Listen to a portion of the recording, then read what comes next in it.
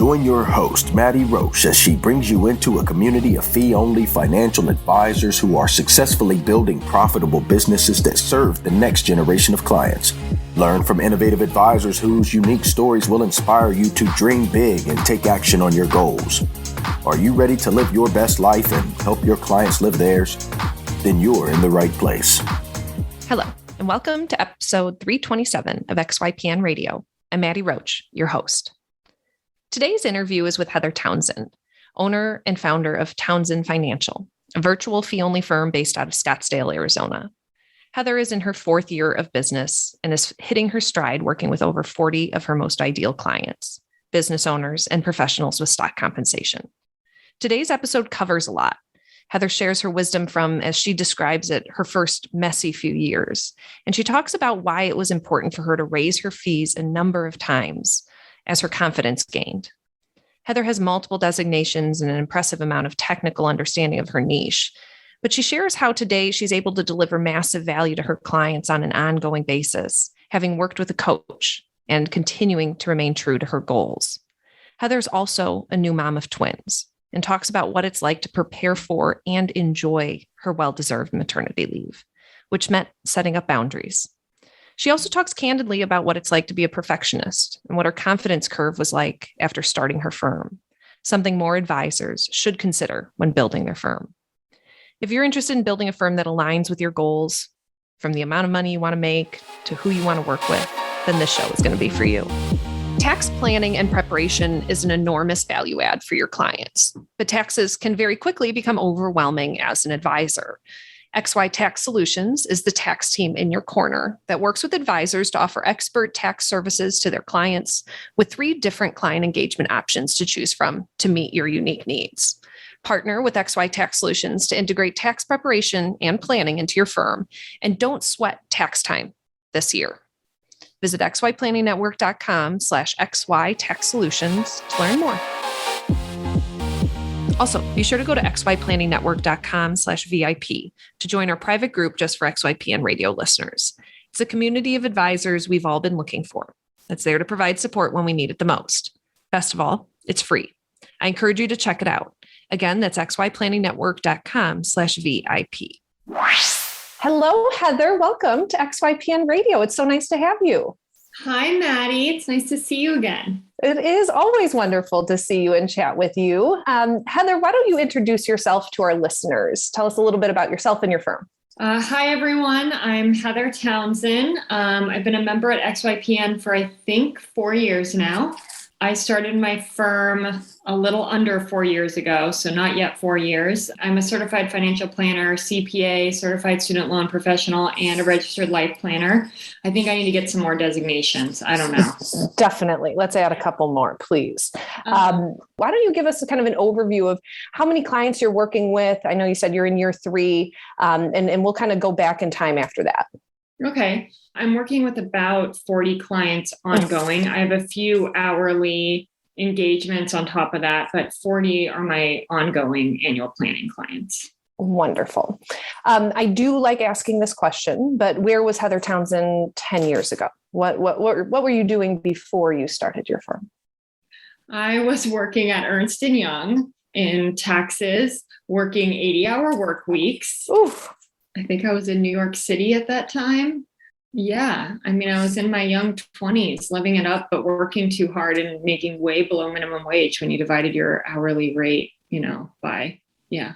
Totally. When did becoming a firm owner enter your mind? My best friend talks about this all the time, actually. She says I've always had an entrepreneurial spirit, but I could never, when you're in your 20s, you're like discovering yourself. You have at least for me, I had no idea what I really wanted. So it was kind of like me just trying out stuff. But I think once I had left Ernst & Young and I was working with real estate developers, and I think just seeing probably typical people's, financial advisors' stories that start their own practice, but just seeing my friends and family not having a place to go that they trusted, and me also being taken advantage of from another financial advisor. Or I shouldn't say taken advantage of, that's a bad word. I should say being surprised by the fees that they were charging. There you go. That's a much better way to say it. And I've loved finances since I started. I've been investing since I was 19. I told my parents I wasn't giving them my intern money for college. I was putting it in a Roth IRA. So, this has been my passion for a really long time. So with a lot of my friends in my ears telling me this is what I need to do, it just kind of fit that these are my strengths. It's also being an entrepreneur, and I'm able to help people. So it kind of it's all the things I wanted in one.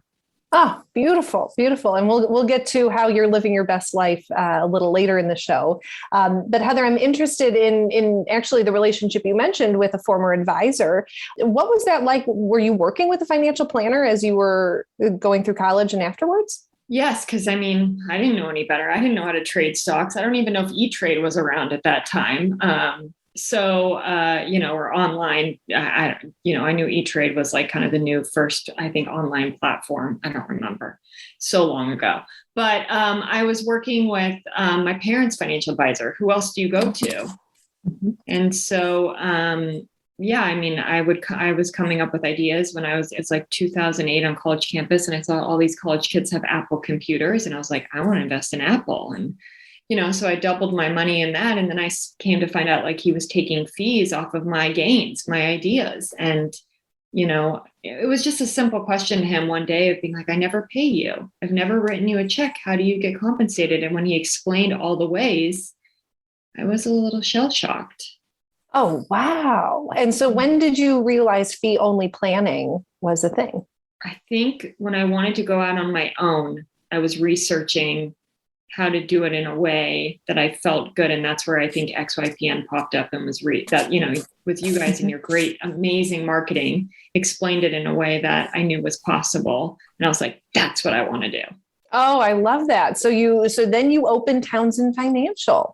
And what was the vision for the company when you started? Oh my gosh. Wow. I think you're making me realize how bad of a memory I have. I have no idea. I think it was, maybe a little bit naive. I thought I was just going to work with people my age and just, compared to what I'm charging now to then, I thought I could really make a lot of money just having this monthly subscription model and work with people my age and anyone that needed help. And that didn't work out very well. That's not. Expand on that. Why do you say that didn't work out well? A lot of what's, XYPN discusses, but having a niche is a lot easier. I think that was a big change. It simplifies things. You can get really strong in a few areas. And then your skills get so strong, you can justify a fee that you want to earn, at least for me. And so, I think it kind of, then you can start charging for what you really want to charge to make what you want to make based on who you're working with. Totally. So when you started, you would say you were more of a generalist in terms of who you were serving. I couldn't really come up with, I didn't know that what I wanted my niche to be. I was really, I knew there were a few financial advisors in XYPN and I was definitely jealous. I was like, oh, I wish I just knew, but I didn't. Mm-hmm. And I think someone gave me advice that don't force it. So I didn't force it. I just said women. I think that's what mine was. Now my memory's come back. It was women. And actually that's a really interesting evolution that I went through that I want to talk about, but it was just women. That was my actual niche, which is still quite general. That's 50% of the population ish. Right. Well, I think it's really important for our listeners to understand that there are a lot of advisors that come in your position, Heather, where you just haven't served enough different types of clients to know who you really want to work with. And even being able to limit it to half the population is better than all the population. But what was that evolution that you alluded to wanting to chat through with the woman niche? So I love women. I'm clearly a woman myself, but I also realized that the type of client that I enjoy working with isn't a gender, it's more values. And because let's face it, there were some women I didn't like, just like there's some men that I don't like, right? So, it was more that I wanted kind, good humans to work with that were open-minded and that didn't mind paying for advice. Certain personality traits were more important to me and values than whether you were a man or a woman or anything else you put in that box. It was just more about the type of person. And so it's because what happened is my client referred me a male colleague. And if he ever listens to this, he'll know exactly who he is. And he was like, I know you only say woman on your website, but will you please take me? And he ended up being like one of my like great clients, and he still is today. And it made me realize it's really about the person that I care about. Mm-hmm. Mm-hmm. What was that first year like? Were you able to fill up your calendar with enough people who you liked? No, I mean, the first year is messy. I'm not going to try that. It's messy. I think at that first year, I'm just taking on who's willing to work with me. You're so excited when you get a win. I'm not turning anyone away at that point. And, I remember doing my first financial plan, and oh my gosh, was that grueling, because you're like, my template should it look like? How do I want to present this? I mean, wow, did I do way more work than I needed to do? Interesting. Put out way too many reports. But I would just say it was messy. There's no better word that I would describe it. Needed learning experience, but messy. Mm-hmm. Mm-hmm. Totally. And what was year 2 like? Better.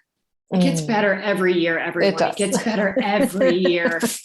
So year 2, I think I'd figured out exactly what my financial plan template I wanted. Yeah. I'd started, I'd increased my rates and started figuring out really what I was worth and how I wanted to charge. It was a little bit better, not where it needed to be, not at all. But, and I think I was starting to come up with an idea of a niche. I wasn't there yet, but I was starting to, I was starting to take more like one new client on a month. It was all, it wasn't as messy, and I'm starting to get my processes. So it's starting to get a little cleaner, but still a little messy. Yeah, absolutely. When do you feel like you hit your stride? Year 3 is where another financial advisor in XYPN told me that too. And year 3 and year 4 are really big growth years. And year 3 was massive for me. That's when I figured out my niche, who I wanted to go after, really knew, you've done enough financial plans and for those types that it's just starts being like, you have your own process. Like now I know my exact pattern of how I go through clients' documents and in what order. And it's just, I'm just way more efficient. It feels very nice. Yeah. Oh, I too have heard that year 3 threshold is so prevalent among our advisors. You now focus on business owners and professionals with stock compensation. How did you get there? Well, one thing that I saw was because I'm a CPA, I can add a lot of value there because I understand the tax piece, and I can talk the tax piece without, I guess, maybe this is wrong if the lawyers listening, but I don't think I have as much liability because I am a CPA. I'm able to talk taxes more liberally. Totally. And the other thing that my clients love is if they're already working with a CPA, I mean, I can hop on the phone with the CPA and talk like CPA to CPA talk and just streamline the things for my clients. And, professional stock comp and business owners, the tax complexity there it's vast. And you can really add a lot of value. I mean, that's where a lot of their concern is. And so knowing that they already see a CPA after my name, I mean, it already differentiates me. And then I can actually deliver as well. Of course, I make sure I can deliver on the promise, but I see that I can make a really big difference because a lot of clients, CPAs, and I'm sure a lot of financial advisors feel this way, they're great. They can answer questions, but there's not a lot of planning. They don't sit down with the client, a lot of them, and say, hey, you should be thinking about this to the doctor. Have you thought about doing this to save taxes? Or you're going to be in this tax bracket. Make sure you put aside this much for taxes if you're going to do X, Y, and Z. And for me to be able to come in that and really not, don't have to stress about taxes anymore. They feel that they have kind of someone that's the nucleus is kind of how I call it, justifies a lot of the fee that I charge. I hear you going back to that kind of the value that you add, and it's so important. And I think those of the listeners who are CPAs, it's a really good conversation to have that you do bring in this level of expertise to your clients that not every advisor can. Just to be clear for our listeners, do you offer tax planning and tax prep as part of your service? So I do offer tax preparation, but only 1040s, not business tax returns. Got it. I don't want to be doing payroll and all of that. No. You got to simplify, everyone. You got to simplify. So I do 1040s. That's not where I'm trying to grow my business. I will only prepare them for financial planning clients only. And it's for an extra fee because, as part of being fee transparent and fair, some of my clients already have CPAs. So I don't think it should be included in my fee. Some of my clients can literally do their taxes on TurboTax with me, just giving them a little bit of guidance. So that's not where I'm trying. But for some of my clients, since I know their whole financial world and they're really busy, it is easier. They like it all in one place. And so I want to be that high level service. So I do offer it for a fee that I'm comfortable with taking on that. Great. Well, let's talk about fees. And it sounds like even right out of the gate, you thought you were underpriced, and in year 2, you raised your fees. What were they, and what are they now, if you're comfortable sharing? Oh, yes. It's kind of comical. So I think I charged like an upfront fee to do the plan, which I think I had a difference of single and couple. So single was like $1,500 upfront. I think couple was $2,500 upfront.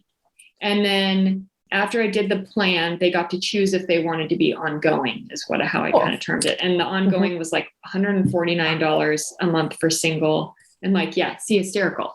$200 for couple, or was it I think it was 200. I seriously think that's what it was. Yeah. And then I kept that. And then I kind of raised slowly. I think I went up to like 200 and then 250 for a couple.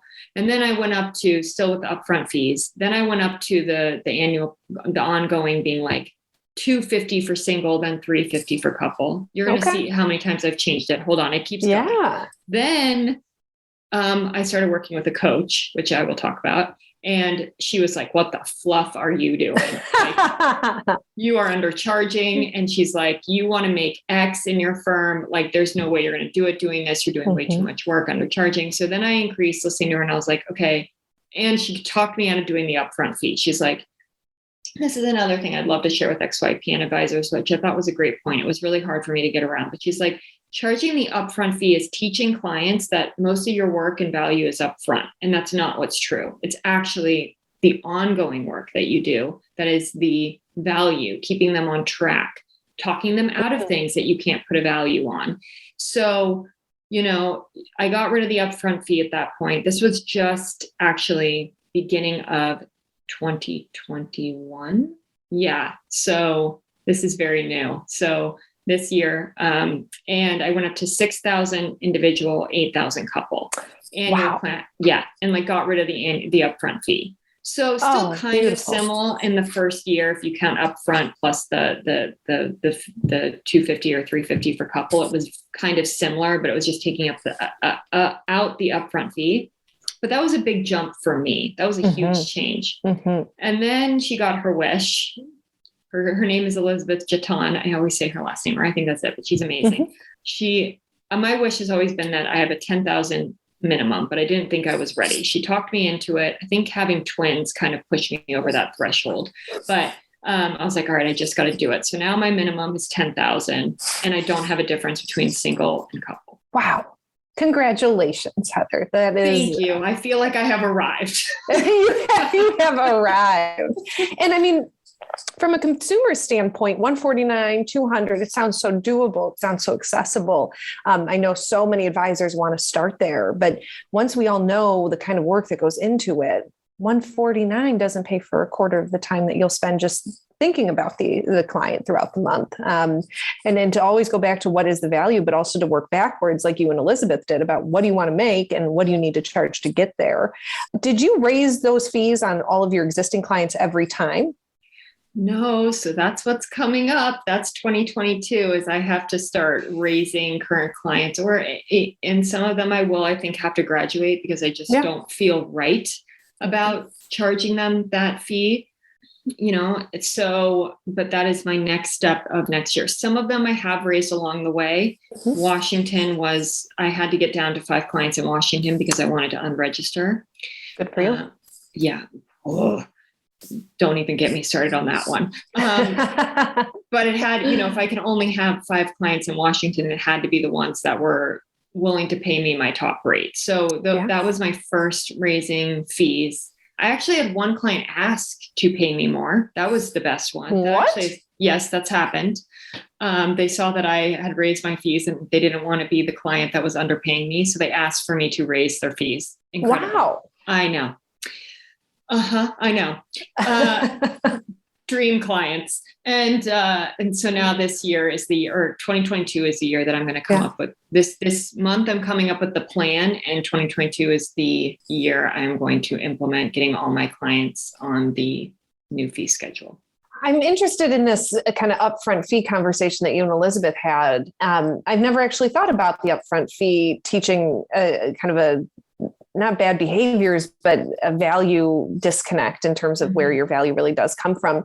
I was always under the impression that so much of the work does happen up front, but what I'm hearing is that you were able to recoup it, assuming they stay for long term. Have you had success with that, or? I mean, I think in the beginning when I wasn't as confident, that's another different differentiator that I think also allowed me to charge the fees that I have. I think in the beginning when I wasn't as confident as like, that now when I've worked with clients for 2 or 3 years and I see what they've accomplished, I'm like, oh, this works. Like, yes. I knew it worked, but it actually works. Like, I'm actually good at what I do. Like, they paid me X, but I made them or have like changed their life in XYZ. That is. So I'm a better advisor today than I was in year 1 or year 2, because I think, if my clients are overspending or doing something that they shouldn't do it, they get the real Heather that's kind of like your friend, but going to give you the bad face and like not say the perfect little thing. I'm going to talk to you like, hey, like, what are you doing? And, and so, I think that to go back to the fees, I think it just justifies it more. Totally. Absolutely. Heather, I'm interested in how your life has changed over the past few years. I will say it for the audience to know, but Heather is recently a mom of twins and has successfully taken an impressive maternity leave. And Heather, I'd love for you to talk to us a bit about what that's all been like. So I had a lot of anxiety around taking maternity leave. So for the update that I didn't talk about my firm, it's just me. I don't have any help. I did have a virtual assistant for a while, but I learned how technology could kind of help with that a little bit. So right now it's just me, and I was really anxious about going on maternity leave. Who's going to answer my clients' questions? I mean, they email me all the time. They're used to meeting with me when they need to. And again, Elizabeth was really helpful in that. And she goes, Heather, we're not saving lives here. We're not like, there's not emergencies. There's very few real emergencies. Right. And there's a lot of prep work you can do, ahead. And something that she taught me is it's really our job to set expectations for our clients. And, I was bad at that in the beginning too. I'll fall on the sword on that too. Like, I never thought of it that way, but it is true. Like, the clients will follow you, but you need to be the guide. You need to set expectations. So, I of course was still nervous of her telling me all this, but she's like, no, this is doable. Like, you should I was going to pause my fees. I wasn't going to charge them on maternity. Oh, yes. This is why you get a coach. Yes. So, I mean, the old Heather before Elizabeth Jaton was like, very small. Now I'm sitting here a lot prouder, knowing my worth. It's big change in the last year. But, but then it was funny how it changed, because then I thought about it more and I was like, yeah, she's right. How is that helping this whole movement of, women being fairly compensated and the gender pay gap? And no, this is me. I have a moment to change our small little world of like, showing that it can be done, and that I don't have to, I read Lean In a long time ago, and something that Sheryl Sandberg said was like, a lot of women stop too soon in their career because they think that they're going to have kids. So they step back. And I was like, I'm doing that. I'm pausing. I'm thinking I shouldn't be taking on clients. I'm like, no, I want to make a lot of money. I'm not stopping. I can do it all. I'm going to have it all. And so, so I basically sent out an email, once I was comfortable that this was a really healthy pregnancy. I think it took me till I was like 5 months pregnant. Yes, I know, but I was very nervous with twins, to announce to my clients that I was pregnant and that I would be taking, 3 months off, and that, I wanted to meet with all of them before and make sure that all of their needs were taken care of. And then we'd be meeting afterwards. And that if any emergency did arise, I would be available but via text, and I gave them my personal number. But that also goes into why I talked about having good clients or good humans as clients, because if you have good clients, like I'm so invested in them living their best life that they are invested in me living my best life. They're good people, right? So it made all the difference. And I said to myself, I made Elizabeth write it down in her notes to me, but I was like, if any client balks at my maternity leave, I don't want them as clients. Oh, beautiful. There was one, and I stuck to it. But and then they wanted to come back because they literally sent me curse words after maternity leave and goes, I don't know what I was thinking of, like curse words that they were yelling at themselves. Like, I don't know what the fluff I was thinking. And I nicely just didn't take them back. But, a lot of things it felt really empowering. And I didn't feel empowered until year 3, but to really just be like, hey, I'm giving a service. I really care about my clients, but that means I also have rights too. I get to control, like, that was such a shift. I don't really know how to explain it, but all my clients really respected it. I think only one of them, I did email clients on maternity leave, but it was a different feeling because it was by choice. I wanted to. Yeah. I wanted to know what's going on. And did you have away messages up? I mean, what were the logistics of you actually executing the maternity leave? Was it just closing your computer and not logging on? I mean, I definitely logged on. I love my business. So I'm kind of I was working up until like I went into labor. I was in the hospital working, but that's because of my choice. Like I really wanted my clients well taken care of. And, it was during tax season too, which was kind of hysterical. I had to do tax returns while I was on maternity leave. But, I put up an out of office saying that I'm on maternity leave and that, if it's an urgent matter to text me, otherwise I will respond when I'm back in the office. And I think how I did it actually in my maternity leave email to my clients, now that I go back and think about it, is it was a phased in approach where it was like the first month I was like, I'm off the grid is what I said to them. Like I will not be texting, calling unless there's an emergency. And then I said month 2 and 3, I will be on email, but I won't be having any meetings unless there is an urgent. So I basically didn't have a client meeting for about 3 months. Oh, what a nice break. What a nice break. I know a lot of advisors would be really worried about pausing taking on new clients. Was that a concern of yours? Did you have a wait list? It was interesting. I let the client choose. And I think that that's, again, setting expectations. And that's where Elizabeth came in and was really helpful. She's like, this is the client's decision. If they want to start and pay you while you're on maternity leave, why are you turning that away if they want to start with you? And I was like, that is a good fluffing question. Like, so of course, ethically, I didn't feel good. I was due with twins. You never really know a big window. I had a 6-week labor window or 8-week, I think. So, oh, wow. Yeah. But I think what I did do is I knew that probably end of February, early March was when the twins were coming. So I wasn't taking any new clients on in like mid-February, but in January, end of January, beginning of February, I was. And I just said, hey, we'll try to get as far as we can and take care of your urgent items. And then we'll just pick back up when I'm back in June. And they were fine with it. But I think that that's the annual planning fee of changing it instead of calling it a subscription, or this is something that's on, it's a long-term relationship. And so that's what I've learned, setting the expectation with, prospects when I talk to them. It's not about all the upfront. It's really, this is a long-term relationship. So really 3 months in the time of working with you over years is right. a blip. Totally. Do you think had maternity leave happened earlier in your firm development, it would have been different, or you would have had a different attitude about it? Oh, absolutely. Because I was I wasn't as confident as I was. Maybe if I started working with Elizabeth earlier, maybe, but also I think year 1 and year 2, it's just, I had to learn. I had to learn and get confident and see the stuff that I was doing and how the advice was. You need time to see, at least for me, to see that my advice works, and develop all these skills. Totally. I think this is so important for our listeners to know that you are able to have children and grow your firm at the same time. But it does take some intentionality. It takes some prep. And I like your continued, reference to kind of your confidence curve a bit, that you do have to feel good enough about what you've built to be able to step away with confidence. But it's such a good reminder that your life doesn't have to stop because you're becoming a business owner. In fact, it really being a business owner needs to help you be more in alignment with what you really want to do.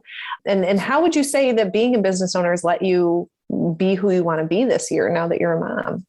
Oh, that's a loaded question, Maddie. Well, I mean, I always knew I didn't want to be a stay-at-home mom. That's just not been for me, because I once upon a time was a stay-at-home girlfriend in London. We won't go through that. But yeah, that wasn't my happiest time. You'd think I'd be eating like crumpets and like spending my boyfriend's money and just be like, really, no, I need my brain challenged. That's just who I am. I like making my own money no matter what, no matter how sharing my husband is.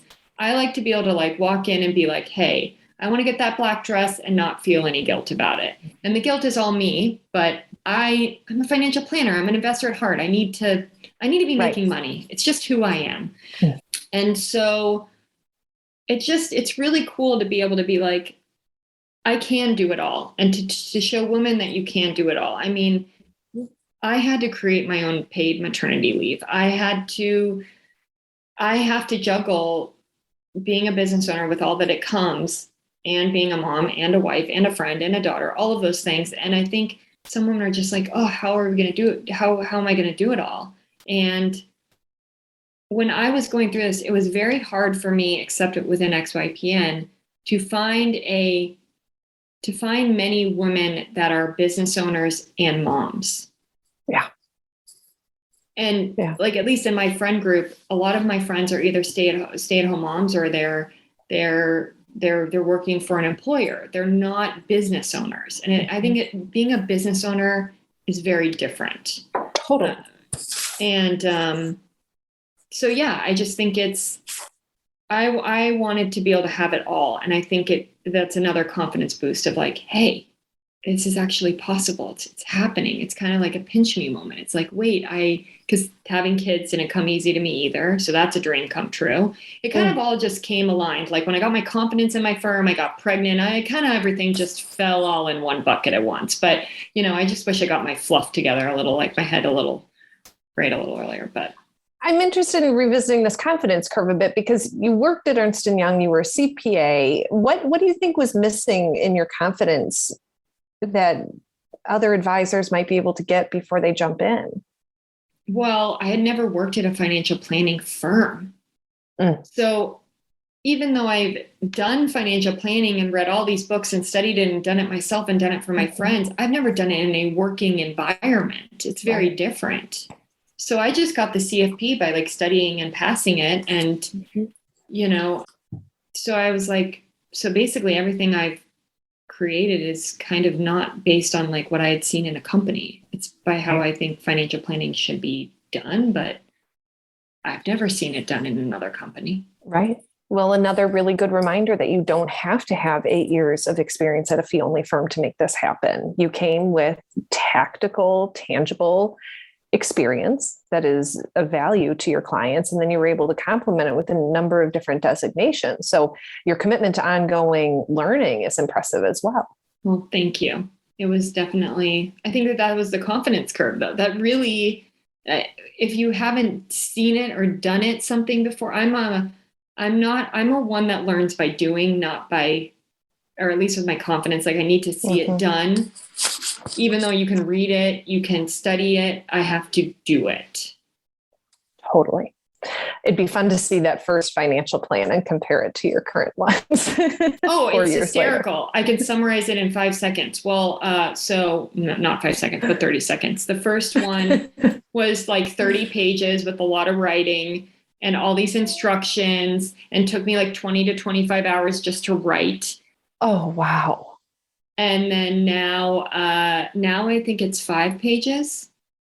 It has a net worth statement, 2 pages summarizes their financial life, and then there's a to-do list at the end. They love it. And there's some pictures in there. There you go. Incredible. That evolution is very fun. And I never really thought about how you're right. That, I mean, the first time you deliver the plan, you got to decide like how big are the margins and what color font do I use, and the excruciating little details that could slow you down. Mm-hmm. Yeah. So why and what goes into your decision to remain a solo shop? Well, I did have two virtual assistants, and one was very, very helpful. I mean, she helped me set up processes, new technology, but it was still time consuming to teach someone how to do certain things. And you don't get to just be off when you want to be off, because you're kind of managing someone. And then I had a virtual assistant, the second one, because the first one was so good that she got scooped up for full-time employment. So the second one wasn't great. And it took more time for me to teach her on things. And it would cause me stress, where I was like, I could just do this faster myself, which isn't great with delegating. And I know all that. I'm learning that in my own personal life. That's why I have a house cleaner and a landscaper. And, I'm not out there cutting bushes. But in my firm, my clients only want to talk to me. They've kind of said that. Yeah. It's a personal relationship. I'm pretty close with my clients. I really, really enjoy my clients, and I know them on a very personal level, I'd say. So I don't think a paraplanner would just kind of work in the style of planning that I do. And I just think it's simple. I've realized that the other thing that I remember from an XYPN Live, I think it was XYPN Live 2019. There was that study on like enterprise firms, or I forget the sizes, but as soon as it got to a certain level, the profit margins shrink. Because what's the biggest cost to a firm? It's payroll, it's people. Yeah. And I was like, hey, time it takes to help people. And then I'm going to be getting bigger, but like I want to enjoy what I'm doing. I love financial planning, and I want to make X. And if I can make X and just keep it to 40 to 50 clients, that seems really simple without having to have a whole lot of complication behind it of more employees and all of that, just to get back to that same number. I want to just figure out to get to that number myself. And I eventually might have like an assistant or someone that's really good that I pay top dollar, that's really, honed in. But I think that's really it. Yeah. I think that's so important. And listeners, we did just release the benchmarking survey conversation between Alan and Michael, where they do talk about the different levels of building your firm, and really where the crossroads kind of split in deciding, do you really want to go build an enterprise firm where you're managing a lot of people? And really what I see in those people are that they love the management side about it. They love the leadership challenges. They love the operation complexity and things like that. But it brings you further away from that end deliverable of great financial planning, which sounds like you wake up and just love doing every day. I do. I mean, I do think that that's another surprising thing about this. I knew I would have an impact on the money, but I didn't think I'd have an impact beyond money. That was really surprising. Talk about that. Well, that's the registered life planning piece, the kinder training, but really getting down to what's truly important in a client's life. And then when you can combine money and then what they really want out of life and let that happen, that's a beautiful thing. I could go on stories for days that where life planning unlocked those things. But one client, she was in a very traditional role that's really hard to get out of. And she just feared she was kind of so niche, she would never be able to get out. But the firm culture, because it was very corporate, just didn't serve her. But she just thought she could never get out. And it came out of her life plan that's what she wanted to do.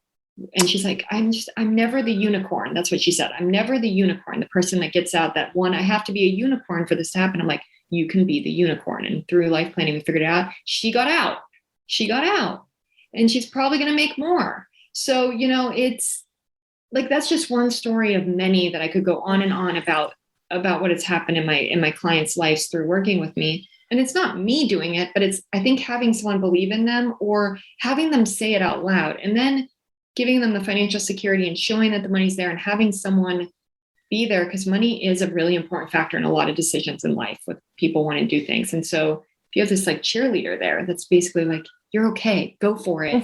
It's powerful. I didn't it's a really powerful role to be in. Totally. And I think it's impressive that you balance this, life planning with this technical knowledge that you need with serving stock compensation folks and business owners. What are some of the things that you really have to keep your eye out for when you work with clients that are business owners? Oh, well, the major piece with business owners, I would say their two worries are taxes and uneven cash flow right away. Like those are so, I read this book, Profit First. That was really helpful. One of my clients actually told me to read it. I don't do the whole set up bank accounts, but it because that's just too complex. I think it's amazing. I know he says to do it, but no, but I do like the percentage part of it, of kind of having these benchmarks and how much is set aside for taxes. And so that's kind of how I adopt it with my clients is, for my real estate agent clients, that they can have a huge month and then not make commissions for 2 or 3 months. Interesting. And so we kind of set up payroll where they pay themselves out of those commissions for one client we were in April and she's like, let's just keep it all aside for me to pay the rest of the year. So anything now that I earn over that, the rest of the year gets to go towards financial goals. And so, it's giving them, figuring out how to get business owners the financial security when they have uneven income so that they are willing to invest. And then how much is set aside for taxes and then dealing with the CPA to make sure that you're on track and stuff like that. Great. I'm impressed that I haven't heard you talk about, what tech you use and what website, quality you have and things like that. A lot of those things trip advisors up early on and they get stuck in this cycle of decision making around these, quite frankly, some of the smaller decisions you need to be making as a business owner. How did you handle and how do you handle kind of that constant inflow of new opportunity, new tech, new process, new ways of doing things? Learning the hard way. I mean, I think in the beginning I was too caught up in it, right? And I did at first choose the wrong financial software for my firm. I went with eMoney and now I love Right Capital. So simple, cheaper, so happy I should have just started out with it in the beginning. But, I'm like, oh, it's more expensive. It must be better. Okay. So, but really in the scheme of things, not a big deal. I even forget about that. Right. But the tech actually, at least for my clients, that's not the type of client that I'm attracting. I mean, the Right Capital is important. I use the tasks. They like the simple functionality, but clients don't want 7 logins to work with you. Advisors, listen to me. They do not want more complexity. They want you to simplify their life. And so it's really the tech to make my life easier, not the clients. Right.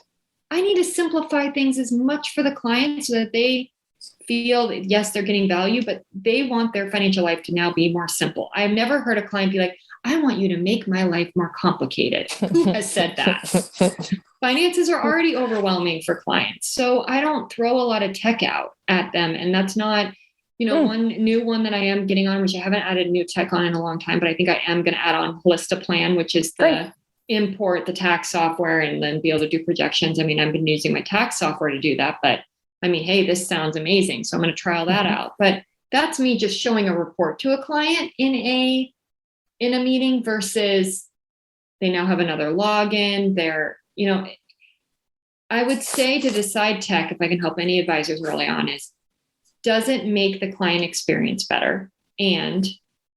Or is it going to make you be able to be a better financial planner? Those are the only two things that I think matter. Really, really good point.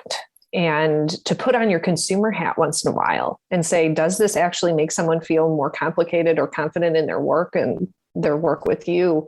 I mean, it only takes a certain level of website for me to be like, I don't want anything to do with it. And you put the wrong tech in front of some, diverse clients, you may have half of them really not enjoying that experience. That's a really interesting point.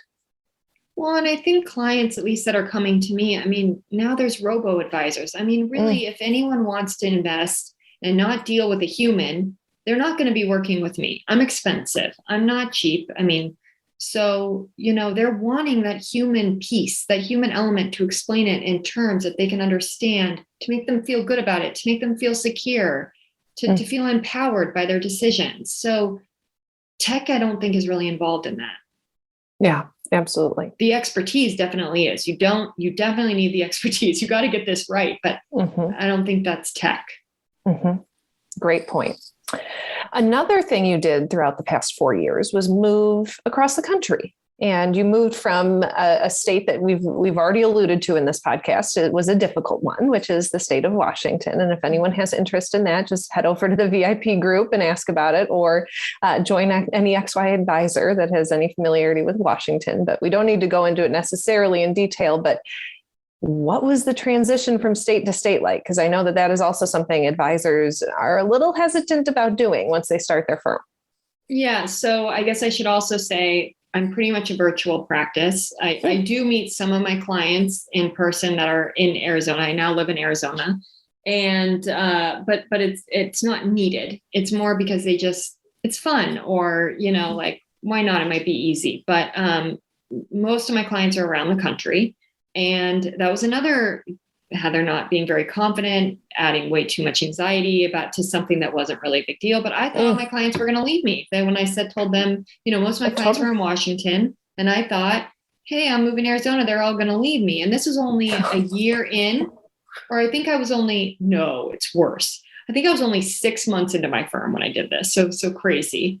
So, 6 months my firm is open, and I'm like, hey, I'm moving or something. Maybe it was a year. I don't remember, but it was very, very early on. It was still when I was in the messy phase and not confident. And, I of course told my clients, and they all stayed. Don't stress about it. If you're a good advisor, they trust you. It doesn't matter where you are. I mean, probably the biggest pain in the butt was merging the LLC, dealing with like moving LLCs from state to state. That was a big pain in the butt. But other than that, if you have, good compliance consultants, they help you figure all that out besides the LLC part. And clients stayed. I could move again, and I don't think it would matter at this point. Yeah. Well, given that you've built that virtual practice, it makes total sense for you to have a lot more flexibility. Yeah. I have many more questions I'd love to ask you, but I'm interested in kind of your work-life balance at this point. You mentioned your friends, none of them are business owners, or few of them are business owners. Are you able to take that business owner hat off, or is that just something that you've kind of accepted as what this is about? I think that's also another funny transition.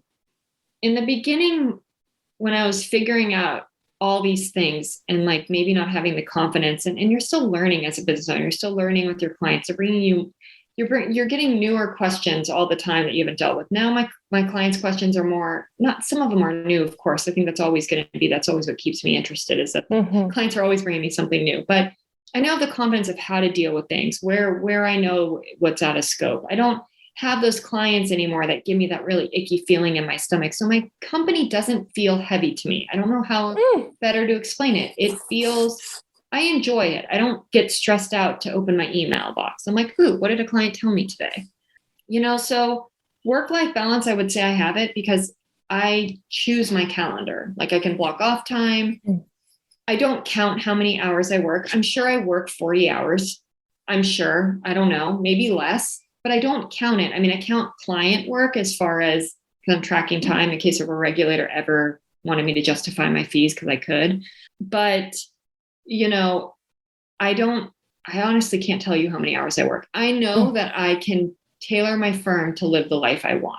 And that is because I control, like, if I'm getting too busy, I'm like, hey, I need to not take on. So I'm not taking on any new clients until January at this point, because too many new clients, too much.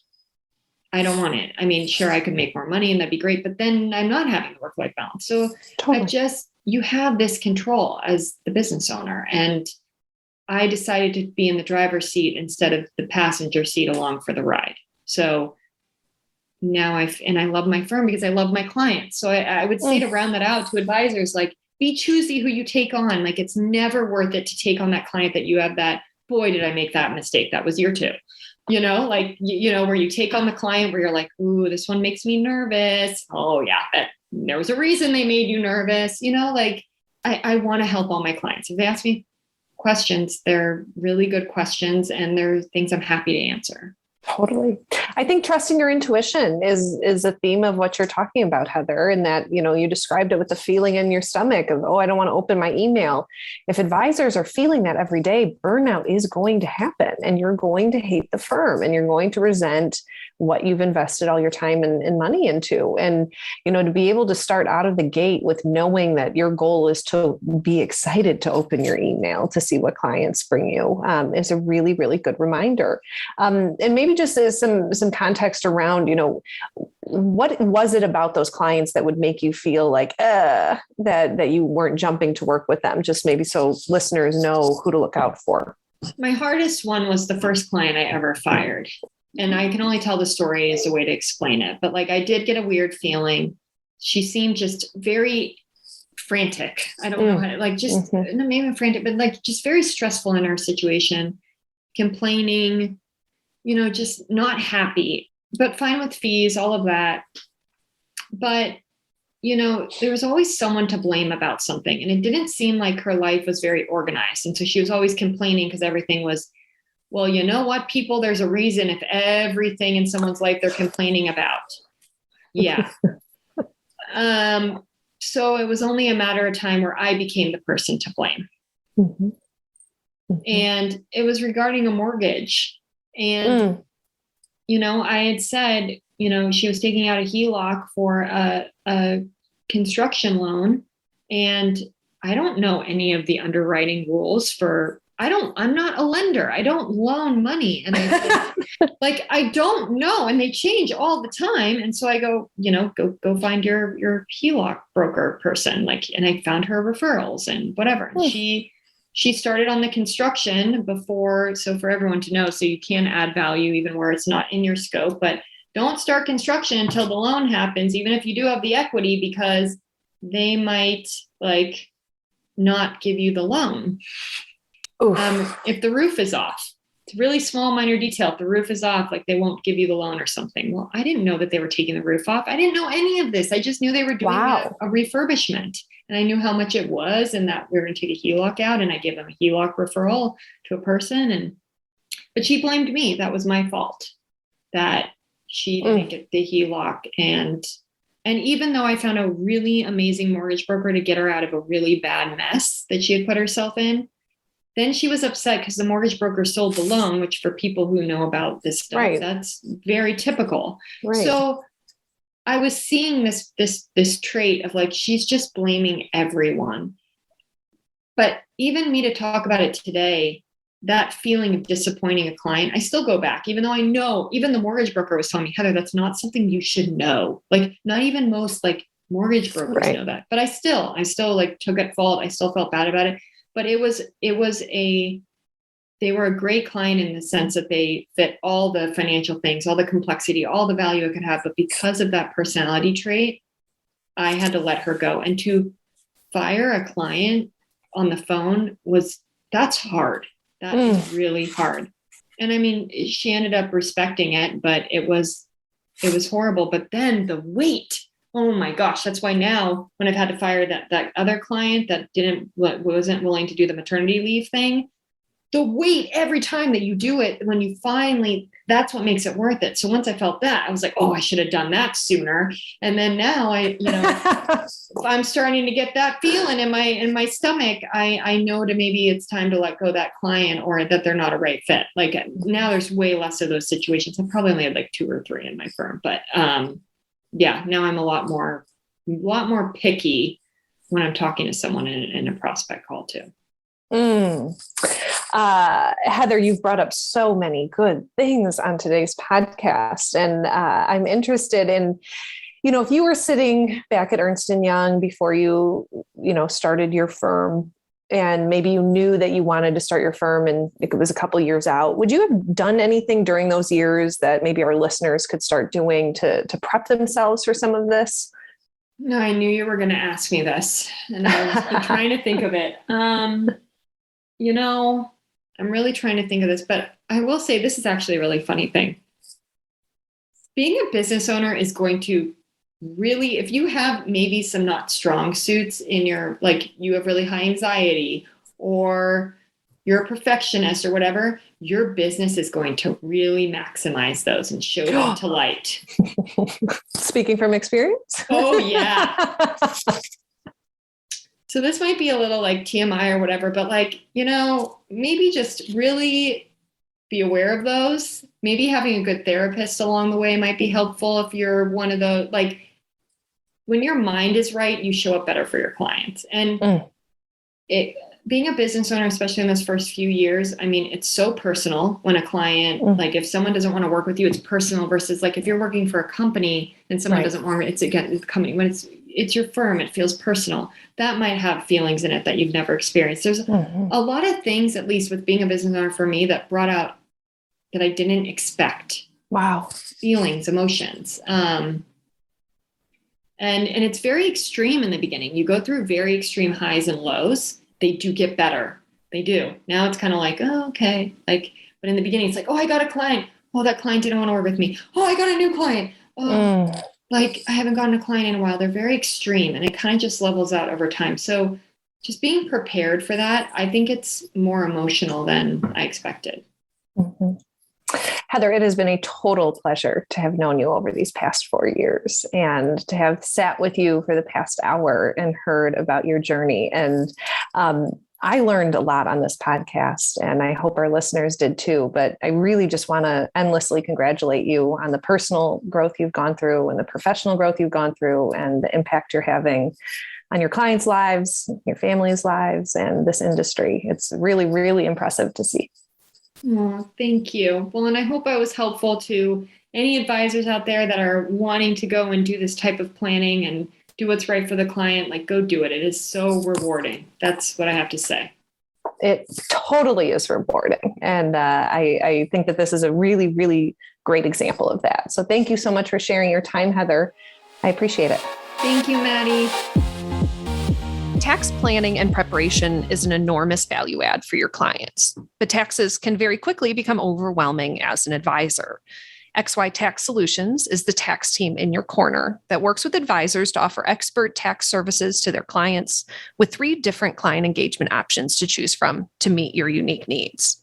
Partner with XY Tax Solutions to integrate tax preparation and planning into your firm, and don't sweat tax time this year.